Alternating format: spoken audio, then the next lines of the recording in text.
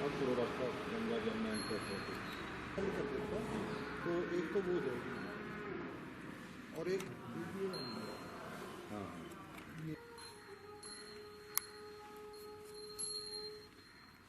एक दफ़ा सारे रिजल्ट करके आप शुरू करेंगे 1.5 मिनट के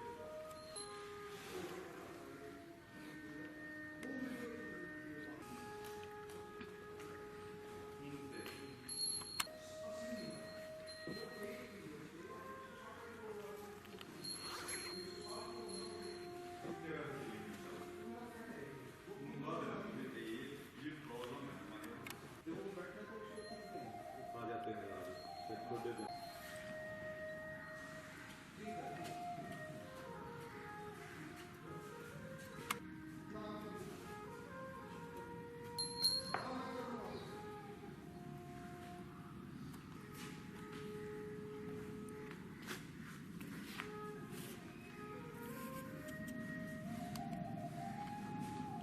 ये हम तो हो चुकी है। हाँ जी इसकी प्रेगनेंसी है ना? नहीं ये प्रेगनेंट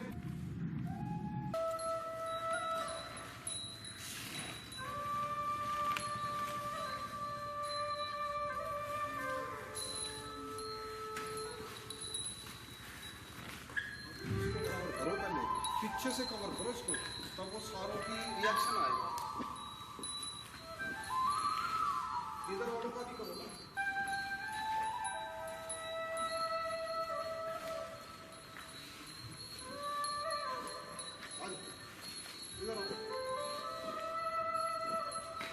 इधर उनको भी कर दो मच्छर गई हैं सारे।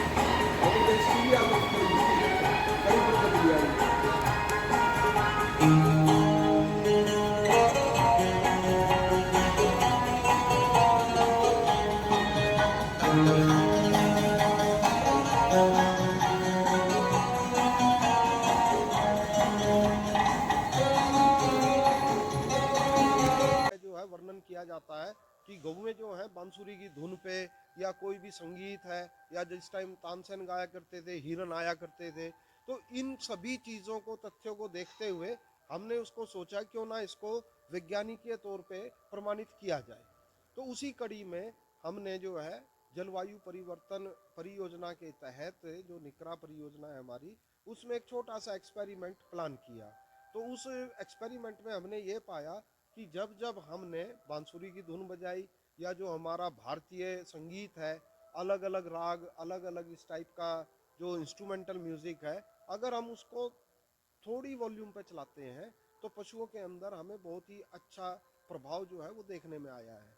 तो हमने इस अध्ययन को और गहन और विस्तृत रूप देने के लिए इसमें अलग अलग ग्रुप बनाए। एक ग्रुप जो है वो हमारा पशुशाला में बाहर रहता है जो नेचुरल कंडीशंस में और जो हमारे नॉर्मल जैसे किसान भाई करते हैं वो उस मैनेजमेंट में रहता है। और यहाँ पे जो हमारे पशु हैं ये 8 घंटे जो है बांसुरी की धुन के नीचे जो है हम इनको रखते हैं। तो हमने इनके व्यवहारिकता में जो व्यवहार है इनका खान पान जो है और इनका जो आपसी जो एक इंटरेक्शन होता है पशुओं का उसका अध्ययन किया। और अभी शुरुआती रुझान है ये और 1 सवा महीना हमें ये कार्य करते हुआ है।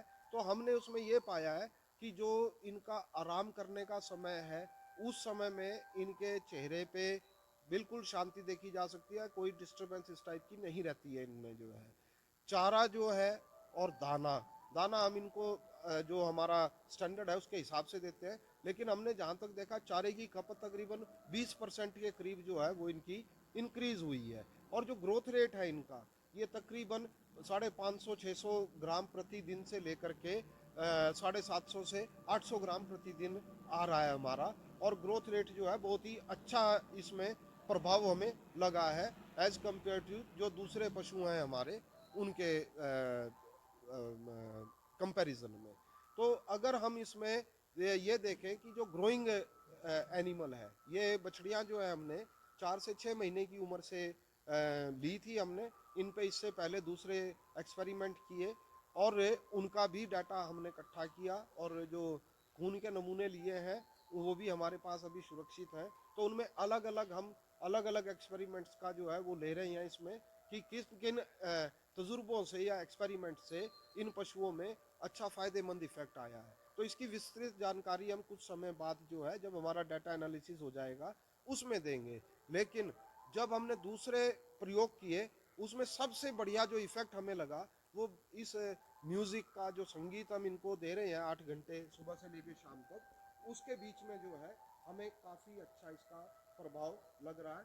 और जो बछड़ियाँ हमारी ख़ास तौर से देसी नस्ल की साहिवाल भी है, उसमें थार पारकर भी है और गिर भी है, जो हमारी 2.5 से 3 साल जो हैं वो प्यूबर्टी में आने में यानी पहली हीट में आने में लेती थी, वो थोड़ा सा जो है उसमें फ़र्क आया है। और हमारी 5-6 बछड़ियाँ तकरीबन 20 महीने 18 से 20 महीने की उम्र में हीट जो है पहली हीट उन्होंने दिखाई है। लेकिन अभी हम एक हीट और वो करके मिस करके तीसरी हीट पे इनको कंसेप्शन के लिए लेके जाएंगे। सर मकसद क्या था इस शोध का और भविष्य में किस तरह के परिणाम सामने आ इस सकते हैं? शोध का मकसद हमारा ये है, जैसा कि हमारे किसान भाई और जो हमारे नागरिक हैं वो अखबारों में भी पढ़ते हैं कि कभी तेज तूफान आएगा, कभी अतिवृष्टि होगी, कभी ओलावृष्टि होगी। तो ये सभी जो है जलवायु परिवर्तन के साइन है। तो उसमें हमें घबराने की जरूरत नहीं है, हमें अपने आप को तैयार रखना पड़ेगा कि भाई अगर ऐसी कोई बात होती है, अगर हमारा पशु स्वस्थ है, तकड़ा है, तो वो इस टाइप की आपदाएं, इस टाइप का जो भी कुछ है उसको झेल जाएगा। और इसके साथ साथ जब आपकी बछड़ी जो है वो 2 साल की उम्र पे या 20 महीने की उम्र पे पहला जो है वो गर्भ धारण कर लेगी, तो जाहिर सी बात है कि आपका किसान भाइयों का 1 साल बच जाएगा। तो एक ब्यात जो है वो आपके घर पे फालतू देगी। तो एक ब्यात में जो वो दूध देगी, अगर उसकी कीमत लगाई जाए, दवाइयों का खर्चा और सारी स्वास्थ्य से संबंधित मैनेजमेंट से संबंधित पूरे खर्चे जोड़े जाएं, तो उसमें अगर पशु स्वस्थ है तो जाहिर सी बात है उनमें भी कमी आएगी। तो हमारा जो मकसद है वो पशु को स्वस्थ रखना है, जल्दी से वो हीट में आए और उसकी जो बढ़वार है, ग्रोथ है, पर डे ग्रोथ रेट जो है वो भी हमारा अच्छा है। तो कुल मिलाकर के बात ये थी कि पशु को शांत वातावरण में, अच्छी तरीके से, अच्छी मैनेजमेंट में, अच्छे खान पान में, स्ट्रेस फ्री, तनाव रहित जो है वो किस तरह रखा जाए। तो ये आइडिया जो हमें आया था वो जैसा मैंने पहले बताया कि जो हमारे पुराने ग्रंथ हैं उनके हिसाब से, दूसरा जो अभी पिछले कई सालों में इलेक्ट्रॉनिक उपकरण भी आए हैं कि ये नील गाय भगाने के लिए है, ये मच्छर भगाने के लिए है, और सभी में जो है आवाज़ की या ध्वनि जो है उसका इस्तेमाल किया जा रहा है अलग अलग वेवलेंथ पे।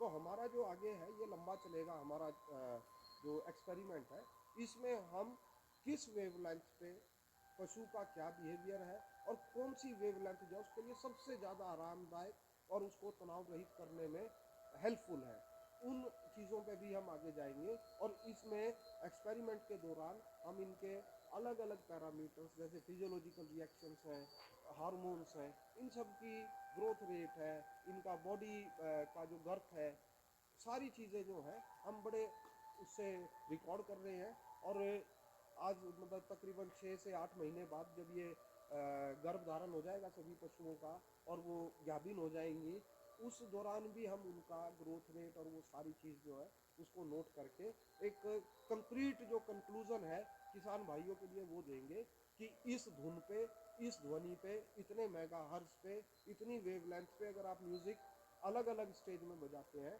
तो उनके ये प्रभाव है।